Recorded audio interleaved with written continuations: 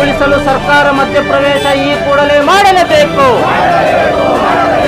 ನೇಯ್ಗೆ ಉದ್ಯಮ ಉಳಿಯಲೇಬೇಕು. ನೇಕಾರರು ಉತ್ಪಾದಿಸಿದ ಬಟ್ಟೆಗೆ ಬೆಲೆ ಮತ್ತು ಬೇಡಿಕೆ ಸಿಗುವ ತನಕ ಹೋರಾಟ ನಿಲ್ಲುವುದಿಲ್ಲ.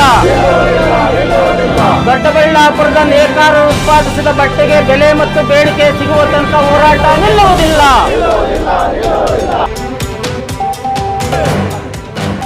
ನೇಕಾರ ಹೋರಾಟ ಸಮಿತಿಗೆ, ನೇಕಾರ ಹೋರಾಟ ಸಮಿತಿಗೆ. ಸೌಂಡ್ ಬರ್ಲಿಲ್ಲ, ಯಾಕೆ ಹೋಗ್ಬೇಕು, ವಿಧಾನಸೌಧ ಮುಟ್ಟಬೇಕು. ಬಂಧುಗಳೇ, ಏನು ಒಂದು ನೇಕಾರ ಹೋರಾಟ ಸಮಿತಿಯ ನೇತೃತ್ವವನ್ನು ವಹಿಸಿರ್ತಕ್ಕಂಥ ಕೇಂದ್ರ ಮತ್ತು ರಾಜ್ಯ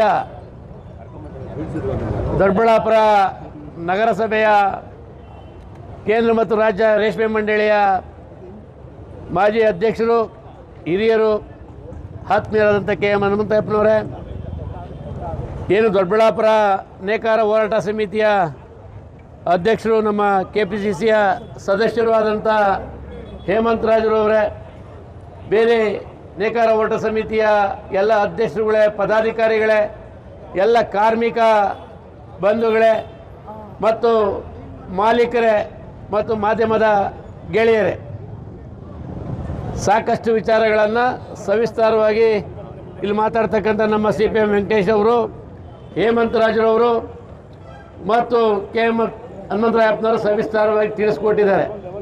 ನಾನು ಅದರ ಬಗ್ಗೆ ಏನು ಮಾತಾಡಲಿಕ್ಕೆ ಹೋಗಲ್ಲ. ನಿನ್ನೆ ಸುಮಾರು ಜನ ಮಾಲೀಕರು ನನ್ನ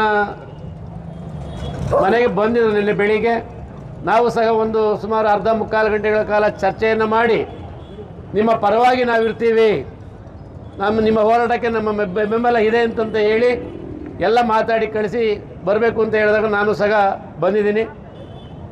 ಇವತ್ತು ಏನಾದರೂ ಸಹ ಅದು ಕೇಂದ್ರ ಸರ್ಕಾರ ಇರ್ಬೋದು, ರಾಜ್ಯ ಸರ್ಕಾರ ಇರ್ಬೋದು, ಏನಾದರೂ ನಾವು ಕಾರ್ಯಕ್ರಮಗಳನ್ನು, ಯೋಜನೆಗಳನ್ನು, ಸಬ್ಸಿಡಿಗಳನ್ನು ತೊಗೊಳ್ಬೇಕು. ಇಂಥ ಹೋರಾಟಗಳು ಆಗ್ತಾನೆ ಇರಬೇಕು, ಅವಾಗ ಆಗ್ತಾನೆ ಇರಬೇಕು. ಆದಾಗ ಮಾತ್ರ ಅದನ್ನು ನಾವು ತಗೊಳ್ಳಿಕ್ಕೆ ಸಾಧ್ಯ ಇದೆ. ಇವತ್ತು ವಾರಣಾಸಿ ಅಲ್ಲಿ ಪ್ರತಿನಿಧಿಸ್ತಕ್ಕಂಥ ಈಗಿನ ಗೌರವಾನ್ವಿತ ಸನ್ಮಾನ್ಯ ಪ್ರಧಾನಮಂತ್ರಿ ನರೇಂದ್ರ ಮೋದಿಯವರ ವಾರಣಾಸಿನಲ್ಲಿರ್ತಕ್ಕಂಥ ಈ ಒಂದು ನೇಕಾರ ಅದನ್ನು ಸಹ ಅಲ್ಲಿ ಇವತ್ತು ನಸ್ತಿ ಹೋಗಿ ಅವರು ಸಹ ಇವತ್ತು ಬೇರೆ ಬೇರೆ ರಾಜ್ಯಗಳಿಗೆ ಬರ್ತಕ್ಕಂಥದ್ದು ಆಗಿದೆ. ಇವತ್ತು ಅಲ್ಲಿ ಆಗಿರ್ಬೋದು, ಇಲ್ಲ ರಾಜ್ಯ ಸರ್ಕಾರದಾಗಿದ್ದಾಗ ಕೆಲವೆಲ್ಲ ನೀವು ಮನವಿಯನ್ನು ಕೊಡ್ರಿ. ನೀವು ಹಿಂದೆ ಸಿದ್ದರಾಮಯ್ಯ ಇದ್ದಾಗ ನಮಗೆ ಸಬ್ಸಿಡಿ ಕೊಟ್ಟಿದ್ರು, ಕರೆಂಟ್ಗೆ ನಮಗೆ 10-20 HP ಸಬ್ಸಿಡಿ ಬೇಕು, ಉಚಿತ ಮಾಡಿಕೊಡ್ಬೇಕು ಅಂತ ಹೇಳಿ ಎಲ್ಲ ಹೋರಾಟ ಸಮಿತಿಯವರು ಹಲವಾರು ಬಾರಿ ನನ್ನಲ್ಲಿ ಬಂದು ಮನವಿಯನ್ನು ಮಾಡಿಕೊಂಡಾಗ ನಾನು ಅದನ್ನು ಏನು ನಮ್ಮ 18-20-21ರಲ್ಲಿ ಬಗಸ ಕ್ರೀಡಾಂಗಣದಲ್ಲೇ ಘೋಷಣೆಯನ್ನು ಮಾಡಿದೆ ಮುಖ್ಯಮಂತ್ರಿಗಳಾದ ಸಿದ್ದರಾಮಯ್ಯನವರಿಂದ. ನೆನಪಿದೆಯಾ ನಿಮಗೆ? 10 HP ನಾವು ಕರೆಂಟನ್ನು ಉಚಿತವಾಗಿ ಕೊಡ್ತೀವಿ ಅಂತಂತ ಹೇಳಿ. ಅದೇ ರೀತಿ ಇವತ್ತು ನಮ್ಮ ಈ ರಾಜ್ಯ ಸರ್ಕಾರ ಇವತ್ತು ಹಸಿವು ಮುಕ್ತ ಕರ್ನಾಟಕವನ್ನು ಮಾಡಿದಂಥ ಸಿದ್ದರಾಮಯ್ಯನವರು, DK ಶಿವಕುಮಾರ್ ಸರ್ಕಾರ ಇವತ್ತು ಮಾಡಿದೆ. ಇವತ್ತು 1 ಮಗ್ಗ 2 ಮಗ್ಗದಿಂದ 500 ಮಗ್ಗದವರೆಗೂ ನಡೆಸ್ತಾ ಇದ್ದೀರಿ. ಇಲ್ಲಿ ಉದ್ಯಮಿಗಳಿರ್ಬೋದು, ಮಾಲೀಕರು ಇರ್ಬೋದು, ಕಾರ್ಮಿಕರು ಕೆಲಸ ಮಾಡ್ತಾ ಇದ್ದೀರಿ. ಇವತ್ತು ನಿಮಗೆ 5ರಿಂದ 10 ಸಾವಿರದಿಂದ 1 ಲಕ್ಷ ರೂಪಾಯಿಗೂ ಪ್ರತಿ ತಿಂಗಳು ಕರೆಂಟ್ ಇವತ್ತು ಉಳಿತಾ ಇದೆ ನಿಮಗೆ. ಅದೇನು ಈ ಒಂದು ಸಂದರ್ಭದಲ್ಲಿ ಇಲ್ಲ ಅಂದಿದ್ರೆ ನೀವು ಉದ್ಯಮವನ್ನು ಹೆಂಗೆ ನಡೆಸ್ತಿದ್ರಿ ಹೇಳಿ ಹೋಗಲಿ. ಈಗ ನಮ್ಮ ಹಿರಿಯರಾದಂಥ KMH ಅವರು ಹೇಳಿದ್ರು, ನಾನು ಕೇಂದ್ರ ಮತ್ತು ರಾಜ್ಯದಲ್ಲಿ ರೇಷ್ಮೆ ಮಂಡಳಿ ಅಧ್ಯಕ್ಷರಾಗಿದ್ದಾಗ ತಾವು ಏನು ಬಂದು ನಮಗೆ ಅಂತಂತೇಳಿ ಅಂಥ ಸಂದರ್ಭದಲ್ಲಿ ನೀವು ಮನವಿಯನ್ನು ಮಾಡ್ಕೋಬೇಕಾಗಿತ್ತು. ಈಗ ಅದೇ ರೀತಿ ತಾವು 13ರ ಒಂದು ಚುನಾವಣೆಯಲ್ಲಿ ತಾಲೂಕಿನ ಮಹಾಜನತೆಯ ಆಶೀರ್ವಾದ ಆರೈಕೆಯಿಂದ ನಮಗೆ ಆಯ್ಕೆ ಮಾಡಿದ ಮೇಲೆ ಸಾರ್ವಜನಿಕರು ಹೇಳಿದ್ದು, ವಿರೋಧ ಪಕ್ಷದವರು ಹೇಳಿದ್ದು, ವಿಶೇಷವಾಗಿ ಮಾಧ್ಯಮದವರು ಹೇಳಿದ್ದು, ನಮ್ಮ ಮುಖಂಡಗಳನ್ನೆಲ್ಲ ಲಾಲನೆ ಮಾಡಿ ನಾವಿವತ್ತು ಸುಮಾರು 6 ವರ್ಷಗಳ ಕಾಲ ಮತ್ತು 4 ವರ್ಷಗಳು 4 ವರ್ಷ ನಮಗೆ ಬರಗಾಲ ಆದರೂ ಸಹ ನಿಮ್ಮಗಳ ಶಕ್ತಿ, ತಾಲೂಕಿನ ಶಕ್ತಿಯಿಂದ ಇವತ್ತು ಸಾಕ್ಷಿ ಗುಡ್ಡೆಗಳನ್ನು ದೊಡ್ಡಬಳ್ಳಾಪುರ ತಾಲೂಕಿನಲ್ಲಿ ಮೂಲೆ ಮೂಲೆಗಳಲ್ಲಿ, ಗಲ್ಲಿಗಳಲ್ಲಿ, ನಗರದಲ್ಲಿ ಇವತ್ತು ಬಿಟ್ಟಿದ್ದೀವಿ ನಾವು. ಅದನ್ನು ಜವಾಬ್ದಾರಿ ನಮಗೆ ಆ ಭಗವಂತ ಕಲಿಸ್ಕೊಟ್ಟಿರ್ತಾನೆ. ಇಲ್ಲ ಜನರಿಂದ ಆಯ್ಕೆಯಾಗಿ ಹೋಗಿರ್ತೀವಿ, ಇಲ್ಲ ಸರ್ಕಾರಗಳು ಮಾಡಿದಂಥ ಸಂದರ್ಭ ಹುಡುಕಿ ಆ ಸಾಕ್ಷಿ ಗುಡ್ಡೆಯನ್ನು ಬಿಡಬೇಕಾಗಿತ್ತು ನಮ್ಮ KM ಹನುಮಂತಪ್ಪನವರು. ಆದರೂ ಸಹ ಈಗ ಅವಕಾಶ ಇದೆ ಅವರಿಗೆ. ಇವತ್ತು ಕೇಂದ್ರದಲ್ಲಿ ನರೇಂದ್ರ ಮೋದಿಯವರ ಒಂದು ಸರ್ಕಾರ ಇದೆ, ಕೇಂದ್ರ ಸರ್ಕಾರ. ಆ ಕೇಂದ್ರ ಸರ್ಕಾರಕ್ಕೆ ಮೊದಲು ನಿಯೋಗವನ್ನು ಮಾಡಿಕೊಂಡು ತಾವು ಹೋಗ್ಬೇಕಾಗ್ತದೆ. ಅಂಥ ಸಂದರ್ಭದಲ್ಲಿ ನಾನು ಸಹ ಬರಲಿಕ್ಕೆ ನಾನು ಸಿದ್ಧಿದ್ದೀನಿ. ಅವ್ರ ಮನವರಿಕೆಯನ್ನು ಮಾಡಿಕೊಡೋಣ. ನಿಮ್ಮ ಲೋಕಸಭಾ ಕ್ಷೇತ್ರದಲ್ಲಿ ಇರ್ತಕ್ಕಂಥವ್ರೆ 106 ಜನ ನಮ್ಮ ದೊಡ್ಡಬಳ್ಳಾಪುರದಲ್ಲಿ ಬಂದು ಇವತ್ತು ಉದ್ಯೋಗವನ್ನು ಹುಡುಕೆ ಬಂದಿದ್ದಾರೆ. ನೀವು ಅಲ್ಲಿ ಉದ್ಯೋಗ ಇಲ್ಲದಿಲ್ಲ ಹುಡುಕೆ ಬಂದಿದ್ದಾರೆ.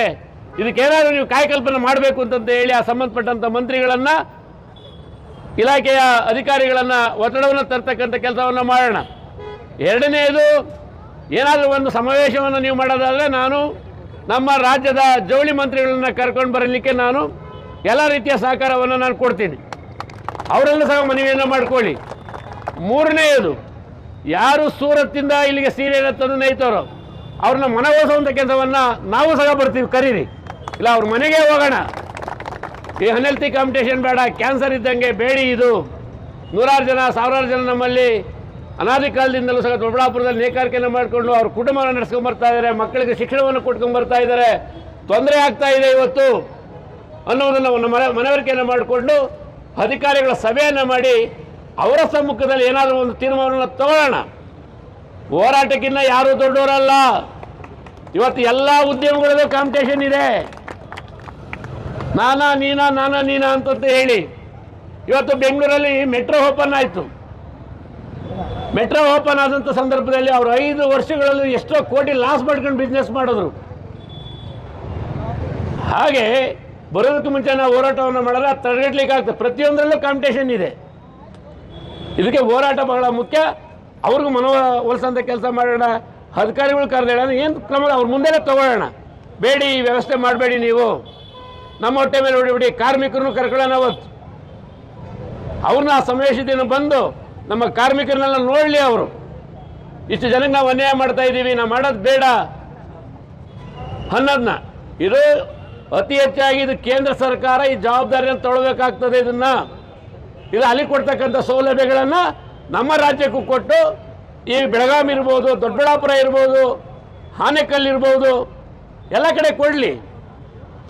ಕೊಟ್ಟಾಗ ನಾವು ಈ ವೃತ್ತಿಯನ್ನು ಮಾಡಿಕೊಂಡು ನಮ್ಮ ಜೀವನವನ್ನು ಸಾಗಿಸಲಿಕ್ಕೆ ಸಹಕಾರಿ ಆಗ್ತದೆ. ಆ ನಿಟ್ಟಲ್ಲಿ ನಾವು ಮಾಡೋಣ.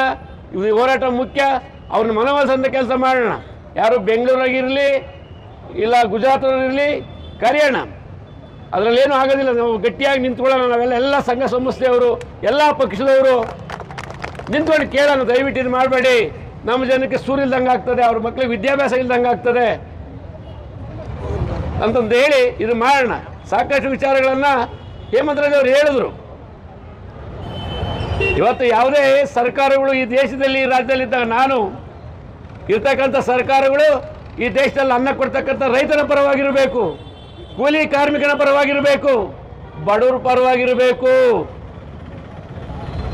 ಹೇಳಿ, ಈಗ ನಾವು ಹಸಿವು ಮುಕ್ತ ಕರ್ನಾಟಕವನ್ನು ಏನಕ್ಕೆ ಮಾಡ್ರಿ ಸಿದ್ದರಾಮಯ್ಯನವರು? ನಾವು ಇಲ್ಲೇ ಇದ್ದೀವಿ. ಶನಿವಾರ ಇಲ್ಲ ಅಪರದಿಂದಲೇ ಅನ್ನ ಉಂಡವ್ರು ನಾವು ಇಲ್ಲೇ ಇದ್ದೀವಿ, ಇಲ್ಲೇ ನಿಂತಿದ್ದೀವಿ, ಇಲ್ಲೇ ಕೂತಿದ್ದೀವಿ. ನಾವು ಇವತ್ತು ಇದೆಯಾ ಆ ಪರಿಸ್ಥಿತಿ? ಸರ್ಕಾರಗಳು ಅಂತರ ಪರವಾಗಿರ್ತಕ್ಕಂಥ ಸರ್ಕಾರಗಳಿದ್ದಾಗ ನಾವು ಉತ್ತಮವಾದ ಜೀವನವನ್ನು ಮಾಡಿಕೊಂಡು ನಮ್ಮ ಮಕ್ಕಳಿಗೆ ಉತ್ತಮವಾದ ಶಿಕ್ಷಣವನ್ನು ನಾವು ಕೊಟ್ಕೊಂಡು ಹೋಗ್ಬೋದು. ಆ ನಿಟ್ಟಲ್ಲಿ ಅದಾಗಲಿ. ಈಗಲೂ ಪ್ರಯತ್ನ ಮಾಡಿ, ಏನು ಮಿಂಚಿಲ್ಲ ಹನುಮಂತರಾಯಪ್ಪನವರೇ. ಈಗ ನಮ್ಮ ರಾಜ್ಯ ಸರ್ಕಾರದಲ್ಲಿದ್ದಾಗ ಏನು ಬೇಡಿಕೆಯನ್ನು ನಮ್ಮ ಕಾರ್ಮಿಕರು, ನಿಮ್ಮ ಉದ್ಯಮಿಗಳು, ಮಾಲೀಕರು ಇಟ್ಟಿದ್ರು ಅದನ್ನು ನಿಂತು ನಾನು ಮಾಡಿಕೊಟ್ಟಿದ್ದೀನಿ. ಈಗ ನಿಮ್ಮಿಂದ ನಾವು ಬರ್ತೀವಿ. ಏನು ನಮ್ಮ ನರೇಂದ್ರ ಮೋದಿಯವರ ಲೋಕಸಭಾ ಕ್ಷೇತ್ರ ಬಂದಿರೋ ಮೊದಲು ಹೋಗಿ ಅವರಲ್ಲೇ ಉದ್ಯೋಗವನ್ನು ಮಾಡಬೇಕು. ಆ ಥರ ಒಂದು ಕೂಗನ್ನು ಡೆಲ್ಲಿಗೆ ಮುಟ್ಟೋ ರೀತಿಯಲ್ಲಿ ಮಾಡಿ. ನೀವು ಮಾಡಿದಾಗ ಇದಕ್ಕೆ ಏನಾದರೂ ಆಗದಿಲ್ಲ ರೀ, ನಾವು ಹೇಳೋಣ. ನಿಮ್ಮಲ್ಲಿ ಉದ್ಯೋಗ ಕೊಟ್ಟಿದ್ರೆ ನನ್ನ ದೊಡ್ಡಬಳ್ಳಾಪುರಕ್ಕೆ ಯಾಕೆ ಬರೋರು? ನಮ್ಮ ಕಾರ್ಮಿಕರಿಗೆ ಎಲ್ಲಿ ತೊಂದರೆ ಆಗೋದು ಕೇಳೋಣ ಅಂತ ಹೇಳಿ ಸಾಕಷ್ಟು ವಿಚಾರಗಳಿವೆ. ಈ ಹೋರಾಟವನ್ನು ನಿರಂತರವಾಗಿ ನೀವು ಕರೆದಾಗ, ನೀವು ಜಾಸ್ತಿ ಜನ ಬಂದಾಗ ನಾವು ಸದಾ ನಿಮ್ಮ ಜೊತೆಯಲ್ಲಿ ಇರ್ತೀವಿ. ನಮಗೆ 2 ದಿನ ತಪ್ಪಿರೋ 3 ದಿನ ನೀವು ನೇಕಾರ ಹೋರಾಟ ಸಮಿತಿಯ ಅಧ್ಯಕ್ಷರುಗಳು, ಪದಾಧಿಕಾರಿಗಳು ಬಂದು ನೀವು ತಿಳಿಸಿದಾಗ ನಾವು ನಿಮ್ಮ ಜೊತೆಯಲ್ಲಿ ಇರಲಿಕ್ಕೆ ನಾವು ಸದಾ ಸಿದ್ಧಿರ್ತೀವಿ ಅಂತ ಈ ಸಂದರ್ಭದಲ್ಲಿ ಹೇಳಿ, ಮತ್ತೊಮ್ಮೆ ಮಗದೊಮ್ಮೆ ನೇಕಾರ ಹೋರಾಟ ಸಮಿತಿಗೆ ಜೋರಾಗಿ ಹೇಳಿ, ನೇಕಾರ ಹೋರಾಟ ಸಮಿತಿಗೆ ಧನ್ಯವಾದಗಳು.